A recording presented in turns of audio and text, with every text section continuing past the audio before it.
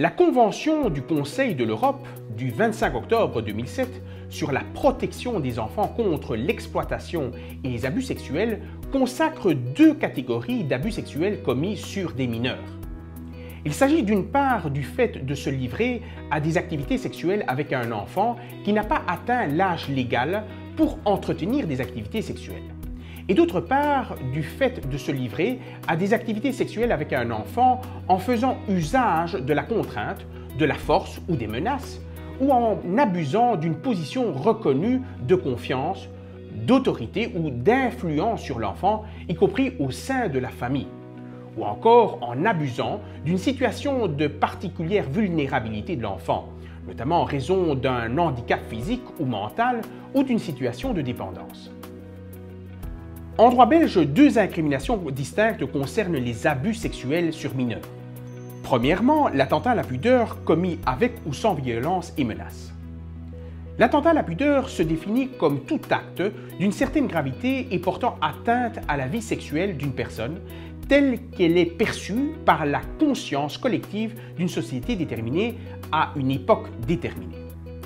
Lorsque la victime d'un attentat à la pudeur est âgée de moins de 16 ans, le législateur présume de manière irréfragable qu'elle n'a pas pu consentir à cet acte.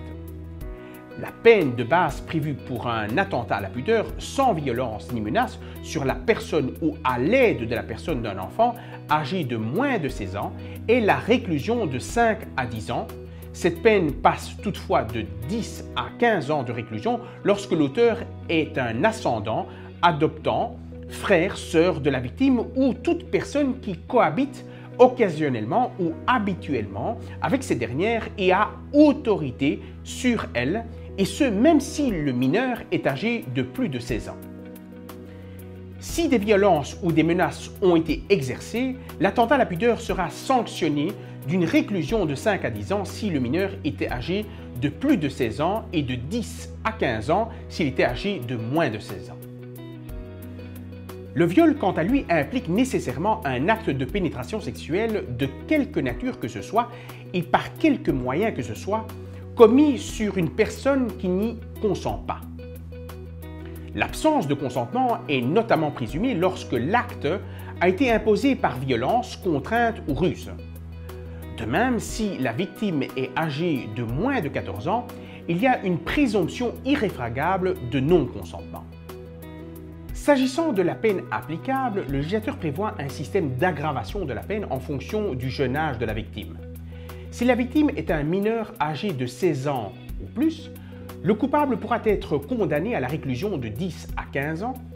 Si elle a entre 14 ans et 16 ans, à la réclusion de 15 à 20 ans, et entre 14 et 10 ans, à la réclusion de 15 à 20 ans. Et si elle était âgée de moins de 10 ans, à une réclusion de 20 à 30 ans.